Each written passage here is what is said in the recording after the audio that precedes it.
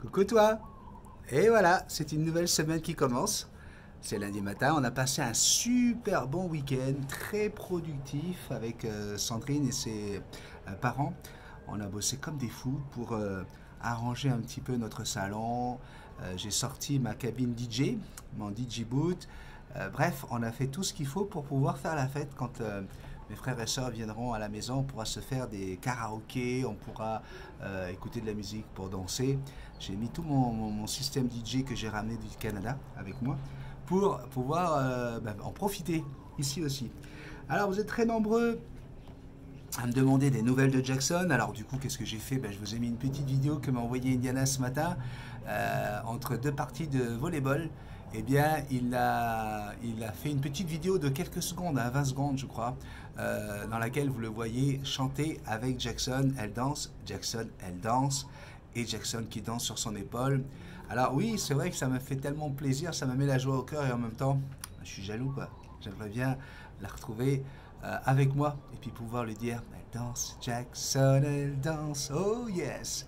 Elle aime quand ça balance. En tout cas, ce qui est certain, c'est qu'elle est vraiment bien. Elle est heureuse avec Indiana. Et ça me met tellement le baume au cœur. Et je me dis, voilà, il faut être patient. Les choses sont en train de se faire tranquillement au niveau administratif. On va tout simplement laisser le temps au temps. Je vais lire quelques-uns de vos messages. Et parmi ces messages, il y a des gens qui ont remarqué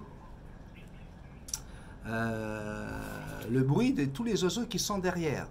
Tu vois, c'est Camille Corominas qui me dit: Coucou Benny, est-ce que tu sais comment s'appellent les autres oiseaux qui chantent dans cette vidéo? On les entend souvent chanter sur ta terrasse, c'est agréable, bisous magiques. Alors là, en ce moment, vous en entendez un. Ah là, vous l'avez entendu là? Ouais. Alors, il s'agit ici de la Géopélie zébrée. En fait, c'est une petite colombe. Donc voici la photo que vous pouvez peut-être voir. Vraiment, elle est sur l'arbre, le fil qui est derrière moi ou dans le manguier qui est là. Parce que l'arbre que vous voyez juste derrière moi ici, là, c'est un manguier. Et elle doit être dans ce coin-là. Je l'ai vu tout à l'heure sur le fil électrique. Alors ce sont des petites colombes qui n'ont vraiment pas peur de l'homme. Elles s'approchent très très près. Et d'autres oiseaux qu'on entend très souvent, mais là aujourd'hui ils sont absents. On ne les voit pas. Ce sont ce qu'on appelle nous des petits vinis. Le vrai nom c'est des capucins d'onocoles. Alors le petit vini c'est vraiment l'oiseau qu'on voit le plus en Polynésie. Voilà, alors on n'a pas le droit de le chasser. On est un peu dans le même taille que les petits mandarins. Il ressemble d'ailleurs au petit mandarin. Et on appelle ça des vinis parce que tout simplement, c'est en tahitien. En tahitien, vini, ça veut dire petit oiseau, je pense. Ça doit être quelque chose comme ça. Et c'est le nom du premier réseau téléphonique de Tahiti. Ben ouais, vini, pour transmettre la téléphonie. Donc voilà, si vous avez envie d'en savoir plus sur tous ces petits oiseaux, alors vous allez bien sûr retrouver beaucoup d'oiseaux de mer. Vous allez trouver à l'intérieur de ce livre également des oiseaux vraiment endémiques. Alors vous voyez, oiseaux du Fénois, Tahiti et ses îles. C'est un livre très très intéressant. D'ailleurs à l'intérieur duquel vous allez pouvoir découvrir l'histoire des oiseaux dans la culture polynésienne. Mais il y a également vraiment, comment on appelle ça, des descriptions très très bien faites des oiseaux. Ça va de leur morphologie à leurs organes, là ici, organes respiratoires, organes digestifs. On a également une belle présentation de l'aile de l'oiseau. Comme ça, on sait, lorsque Muti Tasman parle de rémige secondaire, rémige primaire ou autre, et bien avec ce livre, on a une vraie description. Bref. Là vous entendez derrière moi. Est-ce qu'on la voit? Ah, attendez. Elle est normalement, si je me trompe pas. Est-ce que vous la voyez vous? Elle est juste dans ce coin-là, là. En haut du poteau, là, elle est par ici, là. La petite colombe. Mais alors après ici il y a d'autres oiseaux, il y a d'autres... Vous imaginez bien avec une grande cour comme ça, vous avez souvent des oiseaux qui viennent là pour manger des insectes. Parce que là je l'entends bien mais où est-elle? Ah, là vous avez des petits oiseaux. Ah bah voilà, elle vient de s'envoler. Je ne sais pas si vous l'avez vu partir. Mais là on a des petits vinis dans l'arbre. Regardez. Je ne sais pas si vous les voyez. Voilà, regardez ça. Les vinis que vous avez vus dans le livre là, ils étaient en haut du manguier. Ah voilà, on est toujours dans la nature. Hein. Parce que vous voyez bien que derrière moi là-bas c'est les montagnes. Voilà. Hein. Tahiti est une île haute. Donc beaucoup de végétation avec une température tropicale. Où il fait, là en ce moment c'est la période où il fait encore un peu frais. Il fait entre 20 et 28 degrés la journée. Et donc c'est un vrai paradis pour les oiseaux. Alors aujourd'hui mon ami le coq ne s'est pas présenté. Tiens, regardez là-bas. Vous devez le voir. Vous avez des pigeons. Alors, les pigeons considérés ici comme un fléau parce qu'ils sont porteurs de maladies comme la leptospirose. Une leptospirose qui est normalement transmise par les rats. Et comme ils vont manger un peu partout dans les poubelles, etc., eh bien, ils sont aussi porteurs de cette leptospirose. Est-ce qu'il y a d'autres petits vinis dans cet arbre?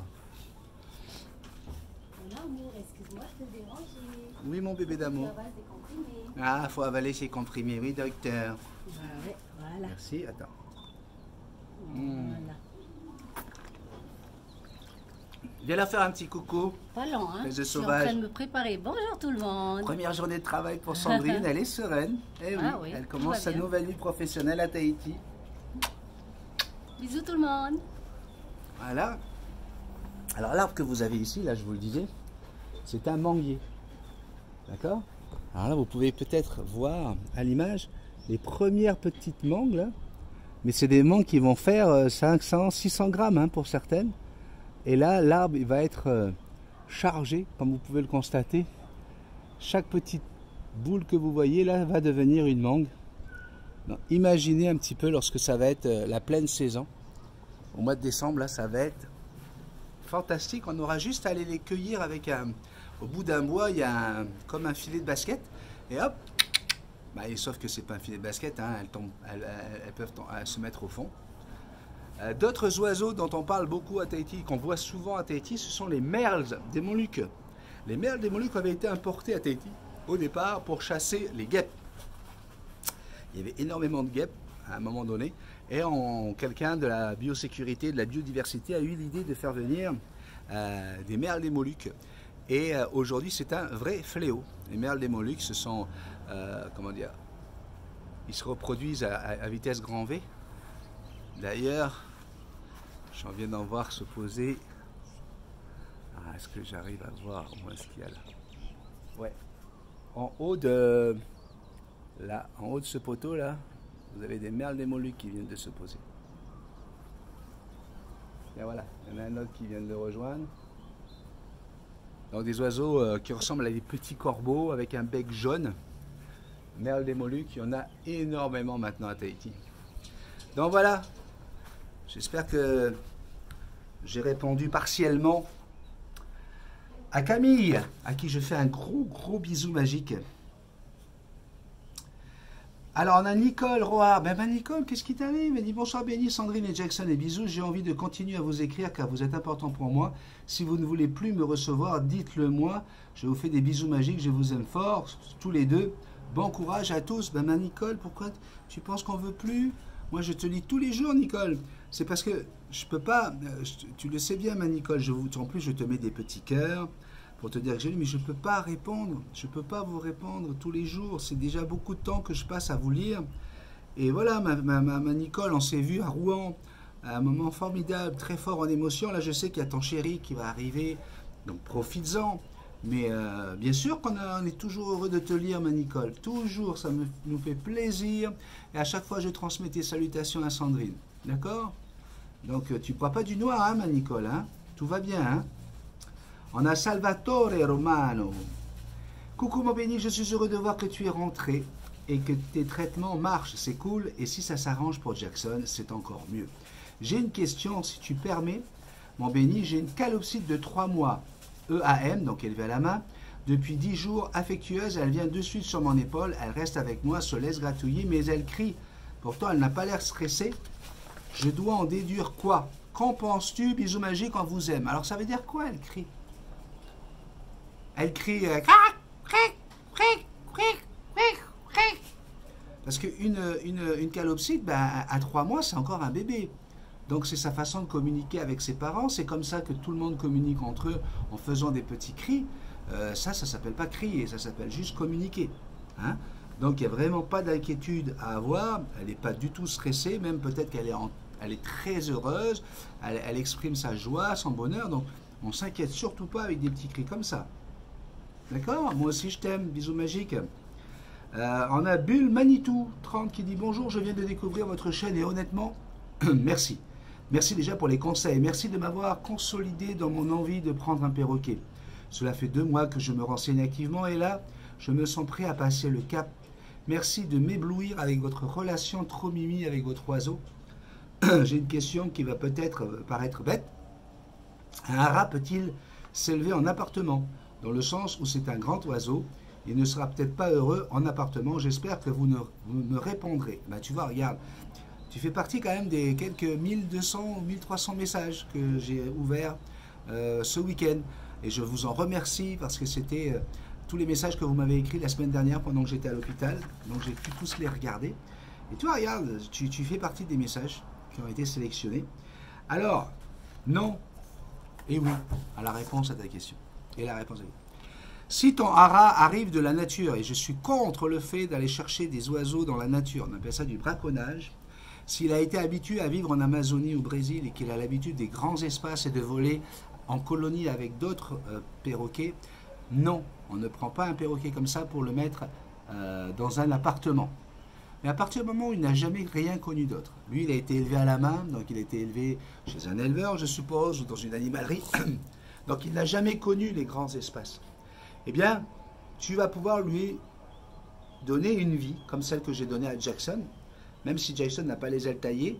Lorsque je vais à l'extérieur, elle n'a pas envie de prendre son envol. Il faut que je la force, il faut que Indiana ou Sandrine soient en face pour que je la lance en lui disant « Allez, va avec Indiana, va avec Sandrine ». Mais d'elle-même, elle ne volera pas. Pourquoi? Parce qu'elle n'a jamais eu l'occasion de voler dans la nature, elle n'a jamais eu ce plaisir, mais ce plaisir est remplacé par d'autres plaisirs, par une vie citadine avec l'humain dans un appartement. Alors après, tu as des extrémistes qui vont dire que c'est interdit de faire ça à un animal. Un oiseau c'est fait pour voler. Oui, on le sait qu'un oiseau est fait pour voler. Mais un humain est fait pour quoi? Est-ce que nous, on est fait pour vivre enfermés dans des appartements, dans des classes d'école, dans des voitures, on est constamment dans des boîtes, si tu regardes bien. Okay? Et on s'enferme dans ces boîtes. Des jeunes, on nous enferme avec des jeux vidéo, avec tout ce qu'il faut pour rester enfermés. Est-ce qu'on est plus malheureux que ces enfants qui vivent en Afrique en liberté? Ces enfants qui vivent en liberté, et d'ailleurs il y a déjà eu des expériences qui ont été faites, où on a ramené des gens comme ça, il me semble que c'était des aborigènes d'Australie qu'on a fait voyager et qu'on a amené, je crois que c'était aux États-Unis ou en France. Non, je pense que c'était en France. Et qui découvraient justement des grands pays, qui découvraient le train, qui découvraient la voiture. Et pour eux, c'était phénoménal, quoi. C'était même, ça leur faisait peur. Et vous imaginez bien, lorsqu'ils retournent chez eux, tout ce qu'ils avaient eu dans la tête, toutes les images qu'ils pouvaient avoir, comme ça a dû les perturber. Donc, voilà ma philosophie, voilà ma façon de penser. Tu ne prends pas un aborigène pour le faire vivre à New York, comme tu ne prends pas prendre un New-Yorkais pour d'un coup lui dire, écoute, toi tu es afro-américain, bon bah écoute, voilà tes origines sont africaines, allez, on va t'amener au Kenya, on va t'amener, je sais pas moi, au fin fond de l'Afrique, l'Afrique du Nord, et tu vas te débrouiller. Je pense pas que ça puisse marcher. Et bien pour les oiseaux, je pense que c'est pareil. Un oiseau qui a grandi dans un milieu humain civilisé, eh ben, il a un autre comportement qu'un oiseau qui a appris à vivre en colonie dans la nature et à se débrouiller pour se nourrir. Donc, lorsque, je l'ai déjà dit il y a quelques jours, lorsqu'on me dit que Jackson est un oiseau en captivité, apprivoisé par l'humain et devrait vivre en Amazonie, oui, à l'origine. Mais Jackson, elle n'a jamais vu l'Amazonie, elle ne connaît que le Québec pour l'instant. Je la fais venir, en tout cas je fais tout ce qu'il faut pour la faire venir ici parce qu'on a un climat tropical qui ressemble beaucoup plus au climat qu'elle aurait pu trouver si elle avait vécu au Brésil ou en tout cas en Amérique du Sud. Donc au niveau climat, à l'extérieur, ça sera toute l'année un temps tropical, hein, contrairement au Québec où il y a 7 mois d'hiver quand même assez rude en plus. Donc voilà, c'est des choix de vie. Est-ce que je fais du mal à mon oiseau? Je ne pense pas. Je ne pense pas du tout. Tout comme toi, tout comme vous qui avez des oiseaux, je pense que si vous faites ça, c'est parce que vous les aimez et vous essayez de leur donner le maximum de bonheur et de joie, vous les nourrissez, vous faites en sorte qu'ils soient en bonne santé. Donc voilà, c'est une vision des choses. Mais tu arrêtes toi de faire ton petit vilain. Tu arrêtes de faire ton... T'as pas à aller chercher ces papiers-là. Non. Ça, c'est pas bien, ça. Hein? Où t'as été chercher ça? Tu vas te faire grandir par maman. Tu vas te faire grandir par maman. Allez, je te fais un gros bisou. J'ai envie d'aller faire un bisou à ma petite femme avant qu'elle s'en aille. Son premier jour de travail, c'est important hein, d'avoir les encouragements de son conjoint dans ces moments-là. Donc, je te laisse. 16 minutes 44. Qu'est-ce que j'ai bien pu dire avec tout ce temps-là? Attends, je pense que j'ai oublié un dernier message. C'est Diamel Gassi qui dit SVP, un gris du Gabon qui vomissant. Qui vomissant. Et il a une diarrhée marrant vers le sang. Alors, s'il te plaît, Diamel, ne m'écris pas ce genre de message. Qu'est-ce que tu veux que je fasse à Tahiti, à 18 000 km? Lorsque tu as un oiseau qui vomit, qui a une diarrhée marrant vers le sang, tu réfléchis pas, tu écris pas multitasking parce que tu sais pas dans combien de temps il va pouvoir te lire ou te répondre. Et sur les 1200 messages, je l'ai pris parce que je veux montrer ça en exemple pour tous les autres. Quand vous avez une urgence comme ça, là, vous ne demandez pas à multitasking, là. Vous lui écrivez pas parce que l'oiseau il va mourir là, dans 24 heures, il peut être parti. C'est direct chez le vétérinaire. Ok. Bisous magiques. Je t'aime.